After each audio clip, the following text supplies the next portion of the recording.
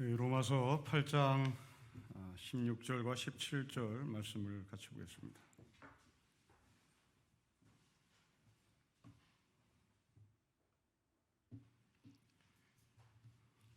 (8장 16절과 17절) 말씀을 함께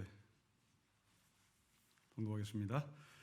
성령이 친히 우리의 영과 더불어 우리가 하나님의 자녀인 것을 증언하시나니 자녀이면 또한 상속자, 곧 하나님의 상속자요 그리스도와 함께한 상속자니 우리가 그와 함께 영광을 받게 하여 고난도 함께 받아야 할 것입니다.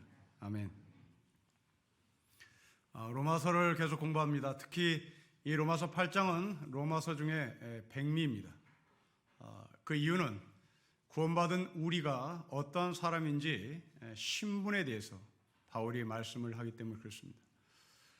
구원받은 우리가 누군가, 바울이 표현하는 그 신분의 표현을 좀 정리를 하고 넘어가야겠습니다.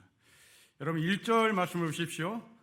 구원받은 우리는 그리스도 예수 안에 있는 사람이라고 말합니다. 9절에서는 그리스도의 사람이라고 말합니다. 예수가 빠졌습니다. 1절은 그리스도 예수, 그리고 9절에서는 예수가 빠진, 역사적 예수가 빠진, 인간 예수가 빠진 그리스도의 사람이라고 얘기합니다. 잘 모르겠습니다. 그런데 12절부터는 아주 구체적으로 우리의 신분을 표현합니다. 12절에 형제입니다. 14절에 하나님의 아들입니다. 그러게 15절에서 하나님을 아빠, 아버지라고 부릅니다. 이 말은 2000년 전 로마교회 교인들에게 심장이 터질 것 같은 충격입니다. 하나님의 아들이란 말은 신의 아들이란 말입니다. 고대 시대의 신의 아들이란 이름을 쓸 수 있는 사람은 오직 한 사람밖에 없습니다. 그 사람은 왕입니다. 애굽의 바로가 신의 아들입니다. 로마의 가이사라가 신의 아들입니다. 중국의 황제가 신의 아들입니다. 약속 국가인 우리는 황제라는 단어를 쓸 수가 없었습니다. 우리는 신이 아니었기 때문에 그렇습니다. 대한제국이라고 하는 나라의 국호가 바뀌면서 겨우 우리는 황제라는 단어를 써봤습니다. 반만년 5천년 역사 속에 우리나라 왕들은 황제라는 단어를 쓸 수 있는 권리가 없었습니다. 황제는 오직 중국의 왕만이 황제였습니다. 애굽의 바로가 바로 그런 사람이었습니다. 2000년 전에 기독교인들에게, 성도들에게 당신이 하나님의 아들이다, 당신이 바로와 같은 존재다, 당신이 중국의 황제 같은 존재다, 당신이 로마의 가이사라 같은 존재다, 이것은 심장이 터져 나올 것 같은 감격이었습니다. 바로 태양신의 아들입니다. 애굽은 태양신을 섬긴 나라입니다. 그 태양신을 섬긴 나라의 바로, 그는 태양신의 아들이었습니다. 하나님이 모세를 통하여 10가지 재앙을 내릴 때 암흑의 재앙이 있습니다. 그 암흑의 재앙이란 태양을 하나님께서 쓰러뜨렸다는 얘기입니다. 그 하나님은 히브리의 하나님입니다. 그 하나님은 잡것들의 하나님입니다. 그 하나님은 불황자의, 노숙자의 하나님입니다. 그 노숙자 여호와 하나님이 그 거대한 태양신을 쓰러뜨리며 암흑의 재앙을 내립니다. 바로야, 너는 아무것도 아니다. 네가 그토록 무시하고 네가 그토록 짓밟아버리는 노예들, 히브리인들, 그 히브리인들의 하나님은 너가 신으로 섬기는 태양신을 꺾는 하나님이다. 그러니 너가 갖고 있는 그 권위, 너가 갖고 있는 권력, 네가 바라보는 그 노예들의 하나님에 비하면 너는 아무것도 아니라는 것이 바로 암흑의 재앙의 메시지입니다. 우리나라의 민주라는 제도가 들어온 지가 얼마 되지 않았습니다. 당시의 노예들에게, 종들에게, 조선시대 사람들에게 민주라는 단어는 언감생심, 도대체 해석이 되지 않았을 겁니다. 그러나 그 가운데 누군가가 조선의 주인은 왕이 아니라 조선의 주인은 우리다, 조선의 주인은 민주다 라고 누군가가 외쳤을 때 거기에는 심장이 터져나가는 충격이 있었을 것입니다. 바로 그 단어가 하나님의 아들이라는 단어입니다. 예수님은 우리에게 그 하나님은 하늘에 계신 우리 아버지라고 말합니다. 여러분, 하늘은 높습니다. 우리 아버지는 그렇게 하늘처럼 높다는 얘기입니다. 제 아무리 바로가 높다 하더라도, 제 아무리 중국의 황제가 높다 하더라도 하늘만큼 높지는 않습니다. 그런데 그 하늘 높이 계시는 하나님이 우리의 아버지가 되십니다.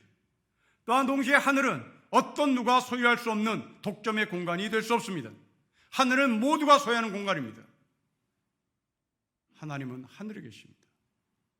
하나님은 바로가 소유할 수 있는 곳이 안 됩니다. 하나님은 어떤 특정 민족이 소유할 수 없습니다. 하나님은 모두가 소유할 수 있는 바로 그 공간에 계십니다. 이 시대를 얘기하면 민주라는 말입니다. 예수님은 그 하나님을 아버지라고 불렀습니다. 그렇다면 결국 우리가 하나님의 아들로서 하나님의 아빠라고 부를 때 우리는 예수님의 반열에 올라가는 것이고 가이사랴의 반열에 올라가는 것이고 바로의 반열에 올라가는 겁니다. 이제는 여러분들의 반응이 궁금합니다. 여러분들이 제가 드린 이 말씀에 동의를 하는지가 궁금합니다. 여러분, 바로와 같은 높은 신분의 자리에 올라간 것을 동의하십니까? 여러분이 정말 민주라고 하는 이 단어에 동의하십니까?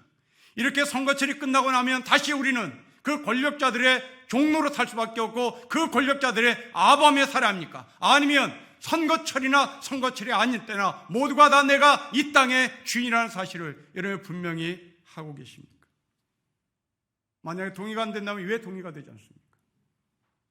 제가 설교에 능력이 없어서 동의가 되지 않는다면 이것은 전적인 저의 책임입니다. 하지만 여러분 스스로 동의가 되지 않는다면, 여러분 스스로 민주는 무슨 민주, 무슨 하나님의 아들, 나는 거기에 느낌이 없어, 그렇다면 여러분들의 문제일 것입니다. 여러분들의 동의가 되지 않는다면 그 이유가 무엇인지, 혹시 여러분 중에 하나님을 아빠, 아버지라고 부르지 못하는 이유가 프로이드가 지적한 것처럼 어릴 적 아버지에 대한 인상이, 어릴 적 아버지에 대한 상처가 하나님을 아빠, 아버지라고 부르지 못하는 두려움이 있습니까? 물론 그럴 수 있습니다. 어릴 적 여러분 육신의 아버지의 경험이 하나님을 아빠, 아버지라고 부르지 못하는 벽이 있을지 모릅니다. 그 상처가, 그 분노가 너무 심해서 아빠, 아버지라는 단어가 내 입에서 나올지 못할 수도 있습니다. 그런데 놀랍게도 바울은 그런 사람도 하나님의 아들이라고 말합니다. 여러분 15절 보십시오. 우리 15절을 같이 읽겠습니다. 시작. 너희는 다시 무수하는 종의 영을 받지 아니하고 양자 영을 받았으므로 우리가 아빠, 아버지라 부릅니다. 다시 무수하는 영, 그전에는 무수한 영을 받았다는 말입니다. 하나님이 무섭습니다. 육신의 아버지가 무섭습니다. 그 육신의 아버지가 발로 차는 것이 무섭습니다. 그러나 여전히 육신의 아버지가 나를 발로 찼다 손치더라도 나는 그분의 아들입니다. 하나님이 무섭습니다. 하나님이 심판하실까 봐 무섭습니다. 하나님이 나를 때릴까 봐 무섭습니다. 하나님이 나를 징계할까 봐 무섭습니다. 그러나 바울은 말합니다. 그럼에도 불구하고 당신은 구원을 받았다고 말합니다. 그러나 이제부터 우리는 양장을 받고 하나님을 아빠, 아버지라고 부르는 그 사랑의 단계로 넘어가자고 권면합니다. 두려움의 영을 가진 자도 구원받은 자요, 사랑의 영을 받은 아빠, 아버지라고 부르는 양장을 받은 사람도 구원받은 사람입니다. 다시 한번 묻습니다. 이제 여러분들은 15절에 느낌이 있습니까? 15절에 여러분이 계십니까? 15절 안에 여러분이 없다면 여러분들은 또한 어떻게 오늘 본문 말씀을 접근할 수 있겠습니까? 이 또한 제가 설교 능력이 없어서 여러분들에게 제대로 이해시키지 못한 저의 수준의 한계에 안타까울 뿐입니다. 하지만 15절 안에 내가 없다고, 15절 안에 내가 없는 것 같다고 생각하는 사람들에게 바울은 16절에 부연 설명을 합니다. 여러분 16절 말씀을 다시 읽겠습니다. 시작. 성령이 친히 우리의 영과 더불어 우리가 하나님의 자녀인 것을 증언하십니다. 여러분 15절에 여러분이 없다고 생각하십니까? 그렇다면 16절을 보십시오. 성령이 친입니다. 성령이 친히 여러분이 하나님의 자녀인 것을 증언하고 계십니다. 무사하는 영을 가진 사람도 하나님께서 친히 성령을 통하여 증언하십니다. 양자영을 받은 사람도 친히 성령이 증언하십니다. 사도행전 8장을 보면 마술사 시몬이라는 사람이 나옵니다. 사도들이 성령의 능력을 행하자 이 마술사 시몬이 돈을 들고 사도들을 찾아옵니다. 그리고 제안합니다. 당신이 갖고 있는 그 성령을 나에게 팔라고 요구합니다. 마술사 시몬은 그 성령을 자기의 것으로 소유하고 싶었고 독점하고 싶었습니다. 그렇다면 오늘 본문을 여러분들이 기억하셔야 합니다. 돈을 주고 성령을 사기를 원했던 그 마술사 시몬, 그의 행동의 근거에서 시몬이라는 단어가 파생했습니다. 시몬이라는 단어는 시몬 플러스 먼이라는 단어입니다. 시몬이 돈을 주고 성령을 샀다라는 의미입니다. 중세 가톨릭의 사제들이 돈을 받고 면죄부를 팔았습니다. 그렇다면 그들은 오늘 본문의 말씀을 이해하지 못했다는 얘기입니다. 성령이 친히입니다. 돈을 받고 성령이 나오지 않습니다. 누구에게 안수를 받고 성령이 임하지 않습니다. 기도하는 사람에게 성령이 임하지 않습니다. 친히 성령이 두려워하는 자에게나 그리고 양장을 받은 자에게나 구원받은 사람에게 친히 이 사람이 내 아들이요, 이 사람이 내 딸이요, 이 사람이 하나님의 자녀라고 증언합니다. 어떤 목사는 자기가 안수해야 성령이 임한다고 말합니다. 어떤 사람은 돈을 주고 교회를 파고 사는 사람이 있습니다. 어떤 사람은 부흥회를 조작해서 성령이 임했다고 하는 사진을 찍어 사람들을 현혹시킬 수 있습니다. 다 가짜들입니다. 성령이 친입니다. 누구를 통해서가 아닙니다. 어떤 특정한 성자를 통하여 성령이 임하지 않습니다. 요한사도는 요한 1서에서 말씀합니다. 하나님의 영은 이것으로 알아야 한다. 곧 예수 그리스도께서 육체로 오신 것을 시인하는 영마다 하나님께 속한 사람이다. 예수를 시인하지 않는 영마다 하나님께 속한 사람이 아니다. 기억하십시오. 나에게 안수를 받아야 성령이 임한다고 하는 가짜를 경계하십시오. 구원받을 사람이 따로 있다. 제1구원, 제9구원이 따로 있다. 성령 체험을 해야 된다. 이런 가짜들을 조심하십시오. 여러분들은 구원받은 순간 성령을 받은 겁니다. 성령과 구원은 분리되지 않습니다. 성령 체험을 하라고 하는 가짜들을 여러분들은 예의주시하고 그들을 따르지 말아야 합니다. 어떤 누구에게도 성령이 친히 우리가 하나님의 아들이요 하나님의 딸인 것을 증언한다는 이 말씀을 기억하셔야 합니다. 베드로 사도는 베드로전서 1장에서 말합니다. 여러분은 그리스도를 본 일이 없으면서도 사랑하며 지금 예수를 보지 못하면서도 믿으며 말로 다 표현할 수 없는 즐거움과 영광을 누리면서 기뻐하고 있습니다. 여러분은 믿음의 목표, 곧 여러분의 영혼의 구원을 지금 받고 있는 것입니다. 예수 그리스도를 본 일이 없습니다. 예수를 만난 적도 없습니다. 예수 그리스도를 환상으로 본 적도 없습니다. 그러나 우리는 예수를 믿습니다. 우리는 구원의 길을 걸어가고 있는 겁니다. 성령은 독점할 수 없습니다. 구원은 독점할 수 없습니다. 우리에게 구원을 증언하시는 분은 성령이 친히 우리에게 증언을 하십니다. 어떻게 그것을 알 수 있을까요? 여러분 16절 말씀을 다시 보십시오. 우리 16절을 다시 읽겠습니다. 시작. 성령이 친히 우리의 영과 더불어 우리가 하나님의 자녀인 것을 증언합니다. 우리의 영입니다. 여러분 이 말씀을 놓치지 마십시오. 기적이 아닙니다. 체험이 아닙니다. 우리의 영입니다. 우리의 마음이란 말입니다. 우리의 마음이 하나님의 영과 함께 있다는 말입니다. 어떤 특별한 체험이 아닙니다. 어떤 기적 같은 놀라운 일이 아닙니다. 우리의 마음입니다. 여러분이 아침에 일어나서 하나님을 묵상하면 곧 하나님과 마음이 합한 겁니다.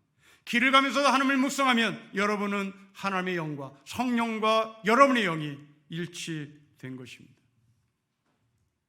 저는 아침에 교회를 나올 때 삼성고등학교 옆에 있는 조그만 공원을 통과해서 교회를 나옵니다. 이전부터 정자의 한 노숙자가 깊은 잠에 빠져 있는 것을 봅니다. 혹시 저분이 나에게 예수님은 아닐까? 예수님은 목마른 자에게, 배고픈 자에게 먹을 것을 줬고 마실 것을 주었고 그것이 곧 나에게 한 것이라고 했는데, 혹시 저분은 바로 나에게 그분이 아닐까? 혹시 우리라도 그 옆에 놔드려야 되는 거 아닐까? 여러분, 이것은 구원받았다는 증거입니다. 때문에 여러분들이 출근하면서 퇴근하면서 하나님, 내가 어디를 가야 합니까? 하나님, 오늘 백화점에 가야 합니까? 말아야 합니까? 하나님, 오늘 이 버스를 타야 합니까? 저 버스를 타야 합니까? 이것은 아무 의미가 없는 겁니다. 하나님, 응답해 주십시오. 내가 오늘 이 버스를 타야 될지 저 버스를 타야 될지, 내가 이 길을 가야 될지 저 길을 가야 될지 말씀해 주십시오. 아무 의미 없습니다. 여러분들이 가야 할 길을 가면 하나님이 동행하십니다. 하나님이 동행하신 길에 여러분이 그 길을 가는 겁니다. 그러나 자기를 돋보이고 싶은 사람은, 자기가 영적으로 깊다라는 것을 자랑하고 싶은 사람은, 하나님, 내가 어느 길을 가야 합니까? 하나님, 내가 이 옷을 입어야 될까요? 저 옷을 입어야 될까요? 내가 오늘 백화점에 가야 될까요? 말까야 될까요? 내가 이 길을 택할까요? 저 길을 택할까요? 이렇게 자기가 하나님 앞에 기도하면서 하나님의 응답을 받으며 하루를 출발한다고 말합니다.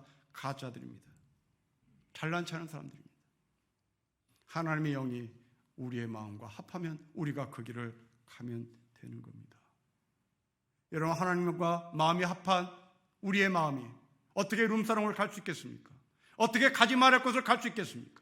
내 마음이 하나님과 연합했는데 어떻게 우리가 화투 치러 갈 수 있겠습니까? 어떻게 우리가 시간 낭비하는 곳에 갈 수 있겠습니까? 어떻게 우리가 거짓말하고 도둑질하는 데 갈 수 있겠습니까? 내 마음이 하나님과 합했는데 화투를 칠까요 말까요? 이것은 아무 의미 없는 겁니다. 내가 술을 마시러 룸사롱에 갈까요 말까요? 아무 의미 없는 겁니다. 하나님의 영이 우리의 영과 일치하는 그 길을 가면 되는 겁니다. 그래서 바울은 에베소 교회 교인들에게 이렇게 기도합니다. 나는 아버지께 무릎을 꿇고 빕니다. 아버지께서 그분의 영광의 풍성하심을 따라 성령을 통하여 여러분의 속사람을 능력으로 강건하게 하여 주시고 믿음으로 말미암아 그리스도를 여러분의 마음속에 머물게 하여 주시기를 빕니다. 여러분이 사랑 속에 뿌리를 받고 털을 잡아서 모든 성도와 함께 여러분이 그리스도의 사랑의 넓이와 길이와 높이와 깊이가 어떠한지를 깨달을 수 있게 되고 지식을 초월하는 그리스도의 사랑을 알게 되기를 간구합니다. 우리의 속사람의 능력을 강건하게 해주십시오. 우리의 마음속에 머물러 주시기를 간구하고 빕니다. 이게 구원받은 사람입니다. 이게 우리의 영과 하나님의 영이 하나 되는 겁니다. 왜 그래야 합니까? 왜 우리의 속사람이 강해야 합니까? 왜 우리의 마음이 강해져야 합니까?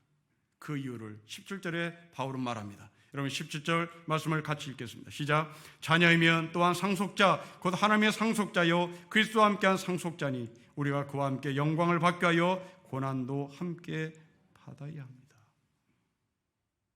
고난을 받아야 합니다. 왜 고난을 받아야 합니까?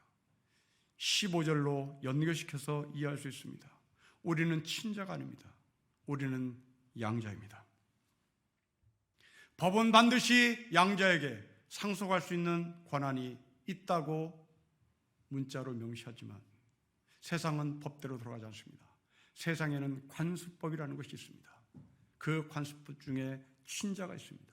그 친자가 양자에게 너는 권한이 없다 손가락질할 것입니다. 이때 양자는 주눅이 들고 이때 양자는 상속을 받을지 말 것인지 헷갈리기 시작합니다. 바울은 말합니다. 양자들이요, 당신이 상속을 받게 하여 친자들로부터 맷집을 키워야 한다.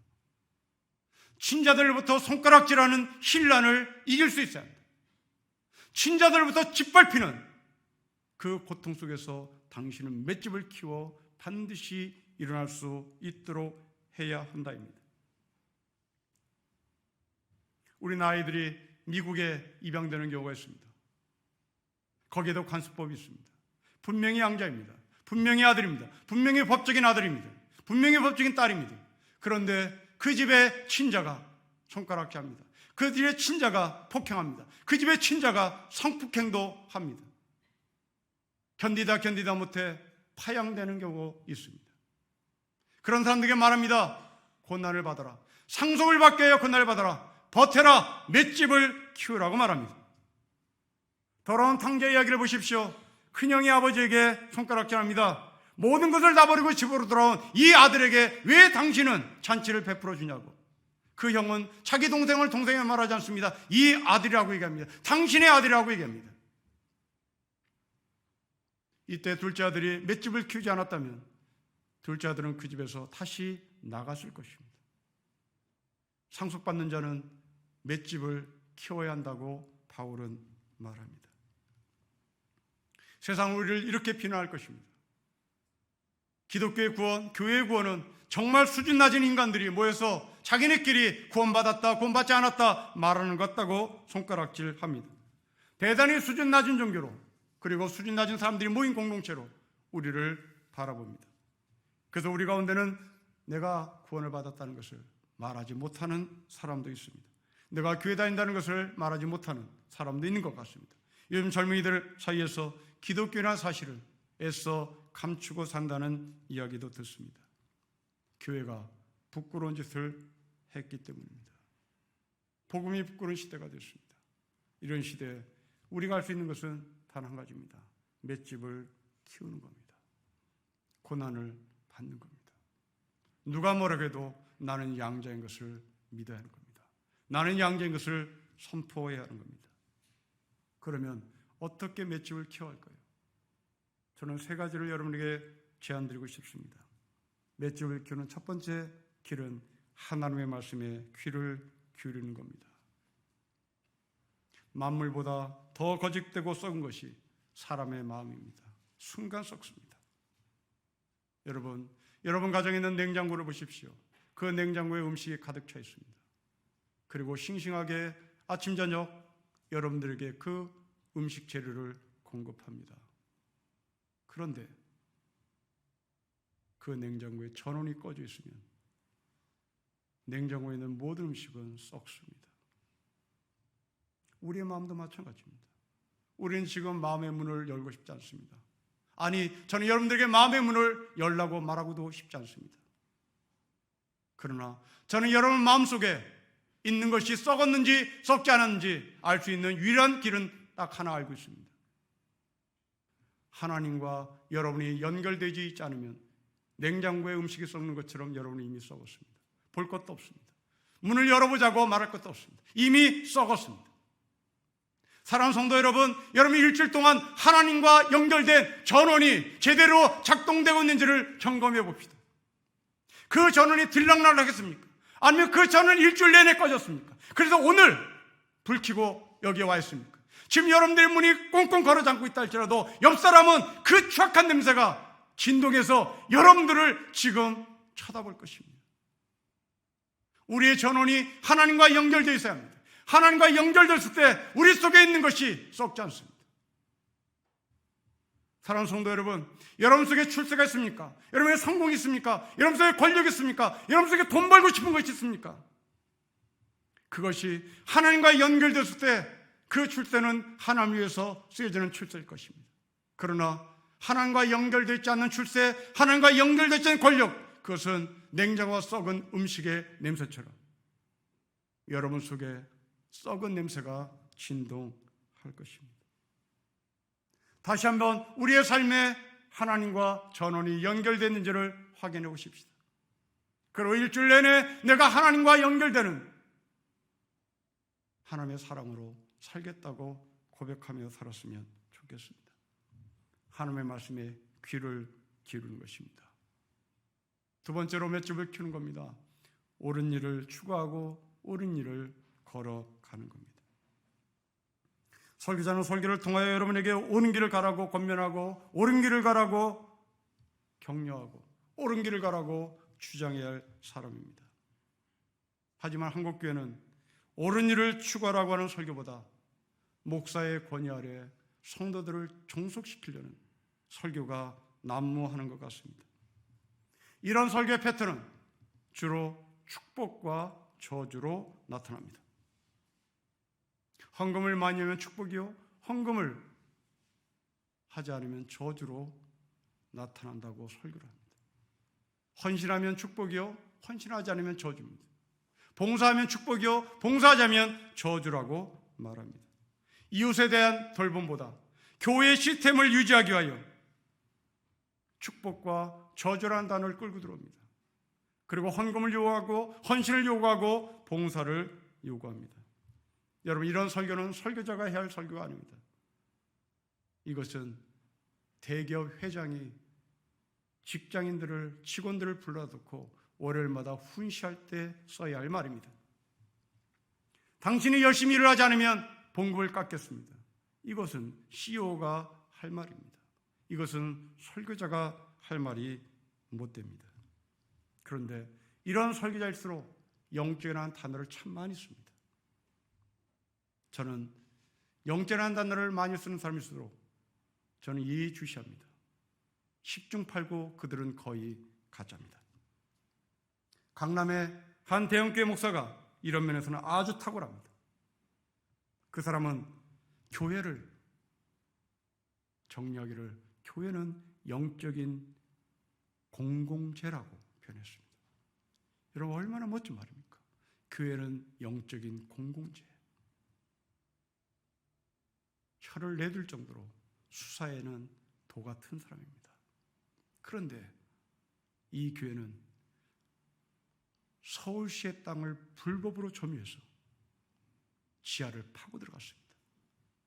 아니, 자기네가 불법으로 점유한 그 땅이 서울시의 공공재랍니다. 이 서울시의 공공재를 자기네의 사유로 물로 지하를 파고 들어가 자기의 예배 공간을 넓혔습니다. 그러고 말합니다. 교회는 영적인 공공재다. 이건 사기입니다. 이건 사기꾼입니다. 이건 목사가 아닙니다. 서울시의 모든 사람이 공공으로 써야 할 그 땅입니다. 그 땅을 사랑의 교회는 자기네 것으로 점유했습니다. 그리고 영적인 공공재라고 말합니다. 그렇다면 우리는 마음대로 거기 들어가야 하는 겁니다. 항상 문이 열려 있어야 되는 겁니다. 그러나 그들은 주중에는 문을 닫습니다. 이것이 어떻게 영적인 공공재라고 말할 수 있겠습니까? 이런 가짜들을 조심하십시오. 우리 교회는 지난 당회 때 미얀마를 위하여 거액을 헌금하기로 결정했습니다. 목사님, 저는 신령께서 목회한다는 것이 정말 기쁜 일 중에 하나입니다. 미얀마에 거액을 헌금하자고 제안한 것은 제가 아니었기 때문입니다. 장로님들이 제안했습니다. 여러분, 목사는 직업의식을 발동해서 CEO의 관점에서 교회 사역을 늘리는 사업의 관점에서 충분히 제안할 수 있습니다. 그러나 그것은 사업입니다. 비즈니스입니다. 목사가 제안하는 것은 비즈니스입니다. 그 비즈니스가 활발하면 목사의 실력과 목사의 인격은 올라갑니다. 제가 전쟁하자고 말할 수는 없는 사람입니다. 저는 남을 돕자고 말해야 할 사람입니다. 저의 비즈니스입니다. 그러나 놀랍게도 이 제안은 장로님들이 하셨습니다. 평신도의 위대함입니다. 큰 액수는 교회가 감당하겠습니다. 다음 달에 모금함을 놓겠습니다. 이제 여러분들의 마음을 거기에 담아주십시오. 큰 액수는 교회가 감당하겠습니다. 이제 나머지 여러분들이 자발적으로 참여하는 그 헌금을 함께 모아서 미얀마에 보내도록 하겠습니다. 맷집을 키우는 거, 그것은 옳은 길을 가는 겁니다. 맷집을 키우는 거, 옳은 길을 따르는 겁니다. 세 번째입니다. 맷집을 키우는 방법 중에 하나는 하나님을 아는 지식을 추구해야 합니다. 하나님을 아는 지식이란 하나님의 인격을 배우고 하나님을 따른다는 말입니다. 존 스토트 목사님이 하신 말씀입니다. 그리스도를 본받는다는 것, 십자가를 지고 고난을 견디는 것이다. 겸손을 보는 것이며 그리스도께서 우리를 사랑하신 것처럼 다른 사람을 사랑하는 것이다. 하나님이 그리스도 안에서 우리를 용서하신 것처럼 다른 사람들을 용서하는 것이다. 하나님이 깨끗하신 것처럼 우리 자신을 깨끗게 하는 것이다. 하나님이 보복하지 않은 것처럼 우리도 보복하지 않는 것이다. 하나님을 아는 지식, 허울 좋은 지식이 아닙니다. 그 지식이 우리의 삶에서 드러나야 합니다. 십자가를 목에 거는 것이 아니라 십자가를 짊어지는 겁니다. 십자가 없는 가짜 부활을 기대하는 것이 아니라 십자가를 통과한 진짜 부활을 기대해야 합니다. 교회는 교인들의 행복을 위해서 존재하지 않습니다. 교회는 교인들의 행복을 위해서 존재하지 않습니다. 교회는 교인들의 거룩을 위해서 존재합니다. 여러분은 나의 행복을 위하여 예수를 믿는 것이 되어서는 안 됩니다. 여러분들은 예수를 위하여, 하나님을 위하여 예수를 믿어야 합니다. 예수의 인격을 담기 위하여 예수를 믿는 겁니다. 하나님의 인격을 담기 위하여 하나님을 믿는 겁니다. 사랑하는 성도 여러분, 한 주간 동안 정말 벅차게 살아왔습니다. 숨이 찹니다. 눈에 핏발이 섭니다.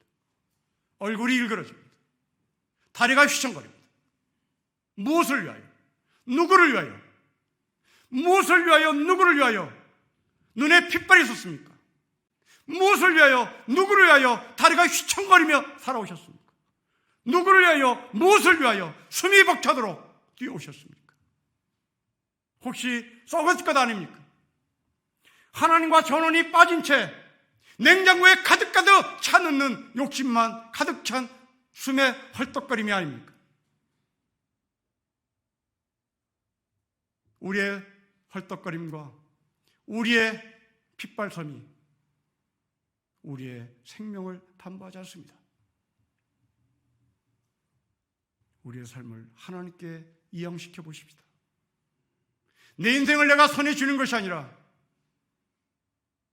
전원이 빠진 채 비싼 냉장고를 끌어안고 이것이 오래 갈 거지, 이것이 오래 갈 거지, 이것이 신선도를 보장할 것이 외칠 것이 아니라 비록 별 볼일 없는 냉장고라 할지라도 전원이 켜 있으면 음식은 싱싱할 것이라는 것을 우리가 아는 것처럼 하나님과 내가 연결된지를 확인해 보십시다. 무엇을 위하여, 누구를 위하여 사셨습니까? 돈을 잃어버리면 적은 것을 잃어버린 것이고 건강을 잃어버리면 모든 것을 잃어버린다는 말이 있습니다. 저는 하나 덧붙이겠습니다. 우리의 마음을 잃어버리면 우리는 몸과 영혼이 완전히 거덜나는 겁니다. 몸이 무너진다 할지라도 정신은 살아있는 사람이 있습니다. 그러나 마음이 무너지면 우리는 더 이상 소망이 없습니다. 우리의 영, 우리의 마음, 성령과 잇대어 있어야 합니다. 성령과 합해합니다. 성령과 하나야 합니다. 우리는 혼자 살 수 없습니다. 이미 여러분들은 구원의 반열에 들어왔기 때문입니다. 엄마 뱃속에 있는 태아가 탯줄과 연결시켜 영양을 공급받습니다. 탯줄과 연결시켜 생명을 유지합니다. 우리는 하나님과 탯줄과 연결되어 있는 태아처럼 연결되어 있어야 합니다.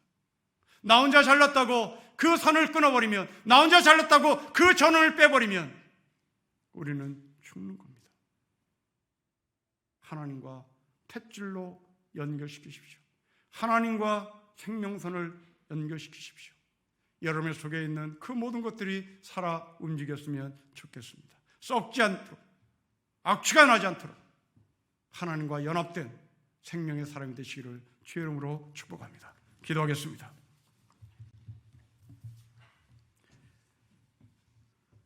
냉장고에 음식이 가득 찼습니다.